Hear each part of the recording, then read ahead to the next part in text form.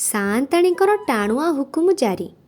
ରାତି ତ ରାତି, ଦିନ ବେଳେ ବି ବାବୁ ଘରୁ ଗୋଡ଼ କାଢ଼ି ଯାଇପାରିବେ ନାହିଁ।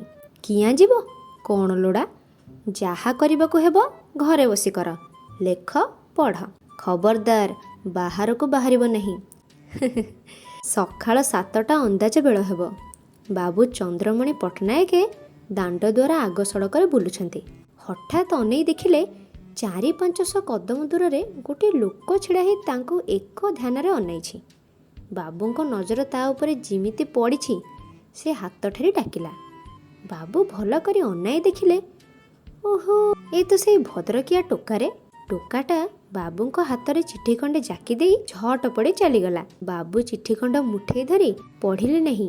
ଦୁଆର ପାଖରେ ଆସି ଭଲ କରି କବାଟ ଫାଙ୍କକୁ ଅନେଇଲେ। ଚିଠି ଖଣ୍ଡ ପଢ଼ି ଟିକି ଟିକି କରି ଛିଣ୍ଡେଇ ପକାଇ ପବନରେ ଉଡ଼ାଇ ଦେଲେ। ଘର ଭିତରକୁ ଆସି ଖୁବ୍ ସ୍ନେହରେ, ଖୁବ୍ କଅଁଳରେ ଡାକିଲେ, ଟିକିଏ ଶୁଣିଗଲ। ଘର ଭିତରୁ ଗୋଟିଏ ଭାରି ଚଢ଼ା ଗଳାରେ ଶୁଭିଲା, ଓହୋ, ଆଜି ଯେ ଭାରି ପ୍ରେମ ଡାକ। କଥା କ'ଣ? ମୋର ତ ଭାରି କପାଳ ଦେଖୁଛି। କ'ଣ କହୁଛ କୁହ? ଶୁଣୁଛ, ଆଜିକି 4 ଦିନ ହେଲା ରୋଜ ରୋଜ ରାତିରେ ମୋ ମୁଣ୍ଡ ବୁଲାଏ, ପେଟ ବି ଟାଣେ, ଦେହ ବଡ଼ ଝିମଝିମ କରେ, ବଡ଼ କଷ୍ଟ ହୁଏ। ସାଆନ୍ତାଣୀ କହିଲେ, ହେଇ ହେଲା, ଆହୁରି ଗୋଟିଏ କ'ଣ ପ୍ରେମ ବାହାରିଲାଣି ଆଉ। ସେଇ ଯେ ଗଞ୍ଜେଇ ମଦ, ତାରି ଫିସାଦ ଆଉ। ଏଣେ 3 ଜାଗା ଚାକିରି ହେଲା ଗଲା। ଲୋକେ କେତେ ଛି ଛାକର କରୁଛନ୍ତି, କେତେ ଟଙ୍କା ବରବାଦ କରିଦେଲ। ଗଲା, ଯାଉ ଚାକିରି, ଯାଉ ଟଙ୍କା, ଯାହା ହେବାର ତ ହେଇଗଲା। ଏଣିକି ଦିହଟା ଭଲ ସୁଧୁରି ଯାଉ। 4 ମାସ କାଳ ଜଗି ଜଗି ଟିକିଏ ଭଲ କରିଥିଲି, ପୁଣି କ'ଣ ପୁରୁଣା ଫିସାଦଟାଇ ବାହାରିଲାଣି। ଚନ୍ଦ୍ରମଣି ବାବୁ କହିଲେ, ସେ କଥା ନୁହେଁ ଯେ, ଆଜି ସକାଳେ ମାଧବାଚାର୍ଯ୍ୟ ଖଳିରତ୍ନଙ୍କ ସାଙ୍ଗରେ ଭେଟ ହୋଇଥିଲା। ସେ ମୋ କୋଷ୍ଠୀ ଗଣି କହିଲେ, ମୋର କଙ୍କଡ଼ା ରାଶିକୁ ବିଛା ରାଶି ଶନି ସପ୍ତାହ ହେଇଛି। ଏଇଟା ତାରି ଫିସାଦ। କିଛି ପୁଣି କାର୍ଯ୍ୟ କରିଦେଲେ ସବୁ ଦୋଷ କଟିଯିବ। କ'ଣ ପୁଣି କାର୍ଯ୍ୟ କରିବାକୁ ଖଳିରତ୍ନ କହିଗଲେ? ମୁଁ 3 ଦିନ ଲାଗିଯାଇ ଭୁବନେଶ୍ୱର, ଖଣ୍ଡଗିରି, ଉଦୟଗିରିରେ ଯେତେ ମହାଦେବ ଅଛନ୍ତି ସମସ୍ତଙ୍କୁ ଦର୍ଶନ କରିବି। କିଛି ଟଙ୍କା ଘେନି ଯାଇଥିବି। ବ୍ରାହ୍ମଣମାନଙ୍କୁ ଦେଲେ ସେମାନେ 100 ମାଠିଆ, ନା 1000 କୁମ୍ଭ, ନାଇଁ 1000 କୁମ୍ଭ ପୂଜା କରିବେ। ସବୁ ଦୋଷ, ସବୁ ଗ୍ରହ ଏକା ବେଳେ କଟିଯିବ। ଦେହ ଖୁବ୍ ଆଚ୍ଛା ହେଇଯିବ। ଆଉ ନିଶା ଫିସା ଖାଇବାକୁ ମନ ବଳିବ ନାହିଁ। ସାଆନ୍ତାଣୀଙ୍କ ମନକୁ ଟିକିଏ କେମିତିକା ଧୋକା ଛୁଇଁଲା। ଖଡ଼ିରତ୍ନେ ଆସିଥିଲେ, କାହିଁ ମୁଁ ଶୁଣିଲି ନାହିଁ? ବାବୁ କହିଲେ, ନାଇଁ ସେ ଆସିନାହାନ୍ତି ମ, ତାଙ୍କ ପୁଅ ଆସିଥିଲା। ତାଙ୍କର ପୁଣି ପୁଅଟାଏ କାହୁଁ ଆଇଲା ମ? ଓ ନାଇଁ, ତାଙ୍କ ଚାକର ହାତରେ କହି ପଠାଇଥିଲେ। ସାଆନ୍ତାଣୀ ବାବୁଙ୍କ ମୁହଁକୁ ଭଲ କରି ଅନାଇଲେ।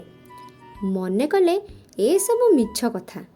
3 ଦିନ ଲାଗି ଯାଇ କେଉଁଠି ମତୁଆଲାମାନଙ୍କ ସାଙ୍ଗରେ ପଡ଼ି ମଦ ଖାଇବେ, ନୋହିଲେ ତେଲେଙ୍ଗା ବଜାର କାହା ଓଳିରେ ପଡ଼ିବେ। କେତେ ମୁସ୍କିଲରେ ଟିକିଏ ଭଲ ବାଟକୁ ଆଣିଛି, ନଜରରୁ ଉହାଡ଼ ହେଲେ କ'ଣ ବୋଲି କ'ଣ କରି ପକାଇବେ। ତମେ ସେ ଭୁବନେଶ୍ୱର ଯାଇପାରିବ ନାହିଁ, ଘରେ ବସିଥାଅ। ବାବୁ କହିଲେ, ହଁ ସତ୍ ଠିକ୍ କହିଲ। 3 ଦିନ ଯାଇ କୁଆଡ଼େ ଯିବି? ଆଚ୍ଛା, ମୁଁ ଉଛୁଣି ଯାଉଛି। ଧବଳେଶ୍ୱର ମହାଦେବଙ୍କୁ ଦର୍ଶନ କରି ସଞ୍ଜ ସଞ୍ଜ ଲେଉଟି ଆସିବି। ନା, ତାହା ବି ହେବ ନାହିଁ।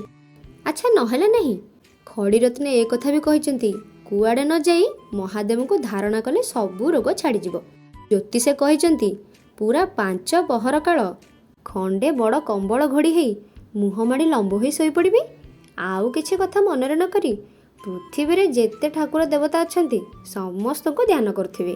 ସାଆନ୍ତାଣୀ କହିଲେ, ତାହେଲେ ସବୁ ଗ୍ରହ ଅବଳ କଟିଯିବ ତ? ବାବୁ ମନରେ ଖୁସିଟେ ହେଇ କହିଲେ, ହଁ, ଖଡ଼ିରତ୍ନେ କହିଛନ୍ତି ବିଲକୁଲ ଗ୍ରହ ଅବଳ କଟିଯିବ। ସେ ଆହୁରି ବି ଗୋଟେ କଥା ବାରମ୍ବାର କରି କହିଦେଇଛନ୍ତି, 10ଟି ଟଙ୍କା ଠାକୁରଙ୍କ ନାମରେ ମନାସି ମୁଣ୍ଡ ତଳେ ଦେଇଥିବି। ମାସକ ବାଦ ଦେହ ଭଲ ହେଇଗଲେ ସେଇ ଟଙ୍କାରେ ଠାକୁର ପୂଜା ଆଉ ବ୍ରାହ୍ମଣ ବୈଷ୍ଣବଙ୍କୁ ଭୋଜନ ଦିଆଯିବ। ଆଉ ଆଜି କ'ଣ କିଛି ଖାଇବ ନାହିଁ? ରାମ, ଠାକୁର ଦେବତା ଧ୍ୟାନ ବେଳେ କିଛି କ'ଣ ଖାଆନ୍ତି? ଦିନ ଯାକ ଖାଡ଼ା ଉପାସ। ଆଚ୍ଛା, ତେବେ ଧାରଣା ଦିଅ। ଆଉ ଗୋଟାଏ କଥା, ଘରେ ଆଇଁଷ ରନ୍ଧା ହେଉଛି ନା, ଧୂଆଁ ବୁଲି ଅପବିତ୍ର ହେଇଯାଇଛି। ଆଉ ଦେବତା ତ ନୁହନ୍ତି, ହର ପାର୍ବତୀ କଥା। ଦାଣ୍ଡ ବଙ୍ଗଳା ପାଖରେ ଯେଉଁ ସାନ ଗମ୍ଭୀରୀ ଘର ଅଛି, ସେଇ ଘରଟି ପବିତ୍ର। ସେ ଘରେ ନିରୋଳ ହେବ, ଖୁବ୍ ସାବଧାନ। ସେ ଘରେ ତିର୍ଲା ଲୋକ ଛାଇ ପଡ଼ିଲେ, ପାଟି ଶୁଭିଲେ ଧ୍ୟାନ ଫଳ ମିଳିବ ନାହିଁ, ସବୁ ଅକାରଣ ହେଇଯିବ, ସାବଧାନ। ସାଆନ୍ତାଣୀ ବାବୁଙ୍କ କଷ୍ଟ କଥା ମନରେ ପକାଇ ଭାରି ମନ ଦୁଃଖ କରି ଘର ଭିତରକୁ ଚାଲିଗଲେ। ସେତିକି ବେଳେ ରୋଷେଇଆ ବ୍ରାହ୍ମଣ ଆସି ପଚାରିଲା, ଆଜ୍ଞା ଆଜି ରୋଷେଇ କ'ଣ ହବ? ଆଜି ବାବୁଙ୍କର ଉପାସ, ମୁଁ ଆଉ କ'ଣ ଖାଇବି? ରୋଷେଇ ବାସ ସବୁ ବନ୍ଦ। ରୋଷେଇଆ ବ୍ରାହ୍ମଣ ଟିକେ ମୁରିକି ହସ ଦେଇ ଚାଲିଗଲା। ଆମ ସାଆନ୍ତାଣୀ ଗୋଟିଏ ଅଦ୍ଭୁତ ସ୍ତ୍ରୀ। ସ୍ୱାମୀ ଉପରେ ଭକ୍ତିର ସୀମା ନାହିଁ। ବାବୁ ଟିକେ ବାଧକି ପଡ଼ିଲେ ଆପେ ନ ଖାଇ ନ ପିଇ ଦିନଯାକ ପାଖରେ ବସି ସେବା କରୁଥିବେ।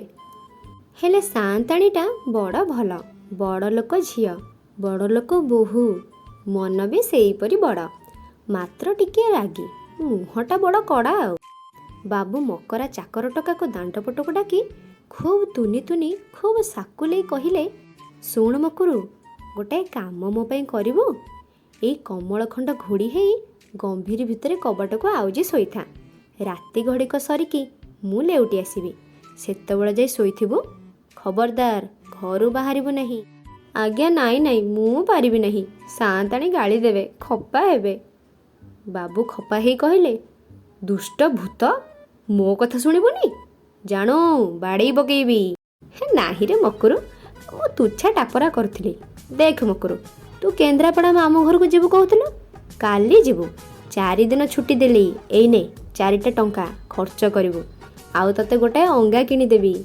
ମକୁରୁ ଆଉ କିଛି କଥା ନ କହି କମ୍ବଳ ଘୋଡ଼ି ହେଇ ଗମ୍ଭୀର ଭିତରେ ଧାରଣା ଦେଇ ଶୋଇଲା। ଏଣେ ସାଆନ୍ତାଣୀଙ୍କ ମନରେ ସୁଖ ନାହିଁ। ଗାଧୋଇ ଆସି ଆପଣା ଶୋଇବା ଘରେ ଖଣ୍ଡେ ଆସନ ପାରି ବସିଲେ। ଯେତେ ଠାକୁର ଦେବତାଙ୍କ ନାମ ମନରେ ପଡ଼ିଲା, ବାବୁଙ୍କ ଗ୍ରହ ଅବଳ ଶାନ୍ତି ପାଇଁ ପ୍ରାର୍ଥନା କଲେ। ହେ ମା କଟକଚଣ୍ଡୀ, କାଳିଗଳିର କାଳି ଠାକୁରାଣୀ, ବାବୁଙ୍କ ଦେହ ଭଲ ହେଇଯାଉ। ମୁଁ ଦୁହିଁଙ୍କୁ 2 ଖଣ୍ଡ କଳା କସ୍ତା ଶାଢ଼ୀ, ଯୋଡ଼ାଏ କଳା ବୋଦା ବଳିଦେବି। ଏମିତି ଠାକୁର ଦେବତାଙ୍କୁ ଡାକୁ ଡାକୁ ଦିନ 3 ପହର ବିତିଗଲାଣି। ମନରେ କଲେ, ଧ୍ୟାନରୁ ଉଠି କ'ଣ ଖାଇବେ? ଅନ୍ନ ତ ଛୁଇଁବେ ନାହିଁ, ଫଳାହାର କରିବେ। ପାଚିଲା କଦଳୀ, ନଡ଼ିଆ, ଛେନା, ଦୁଧ, ଦହି ସବୁ ସଜିଲି କରି ଘରେ ଥୋଇଦେଲେ। ସନ୍ଧ୍ୟା ହୋଇ ଆସିଲା। ଧୀରେ ଧୀରେ ଗମ୍ଭୀର ଦୁଆର ପାଖକୁ ଗଲେ। ବାବୁ କହିଛନ୍ତି, ତିର୍ଲା ଲୋକ ଛାଇ ପଡ଼ିବ ନାହିଁ। ତଳେ ଚାରିପାଖକୁ ଅନାଇଲେ। ନାହିଁ ତ ଛାଇ ପଡ଼ି ନାହିଁ। କାଳେ ପାଟିରୁ କଥା ବାହାରି ପଡ଼ିବ। ଆପଣା ପଣତାକାନି ପାଟିରେ ଜାକି ଦେଇ ଅଳ୍ପ ଟିକିଏ କବାଟ ମେଲେଇ ଦେଲେ। ଘର ଭିତରଟା ଭଲ ଦିଶୁନାହିଁ, ଅନ୍ଧାରିଆ। ବାବୁ ସ୍ଥିର ହେଇ ଧ୍ୟାନରେ ପଡ଼ିଛନ୍ତି। ମା କାଳି ଠାକୁରାଣୀ ଲୋ, ବାବୁଙ୍କ ଦେହ ଭଲ କରିଦିଅ। ଗୋଟେ କାଳିଆ ବୋଦା ଆଉ ଗୋଟେ କାଳିଆ କୁକୁଡ଼ା ବଳିଦେବି। ତହିଁ ବାଦେ ଅଳ୍ପ ଦୁଆର ମେଲା କରି ଭିତରକୁ ଯେମିତି ଗୋଡ଼ ବଢ଼ାଇ ଦେଇଛନ୍ତି, ଏକାବେଳେ ବାବୁଙ୍କ ମୁଣ୍ଡରେ ଗୋଡ଼ ପଡ଼ିଗଲା। ଜିଭ କାମୁଡ଼ି ପଛକୁ ନେଉଟି ପଡ଼ିଲେ, କାନ୍ଦି ପକାଇଲେ। ହାୟ ମୁଁ କେଡ଼େ ଅପରାଧ କଲି। ବାବୁଙ୍କ 2 ଗୋଡ଼ 3 ଥର ମୁଣ୍ଡରେ ଲଗାଇ ଜୁହାର କଲେ। ଜୁହାର କଲାବେଳେ କମ୍ବଳ ଗୋଟାକ ଯାକ ଥରି ଯାଉଥାଏ।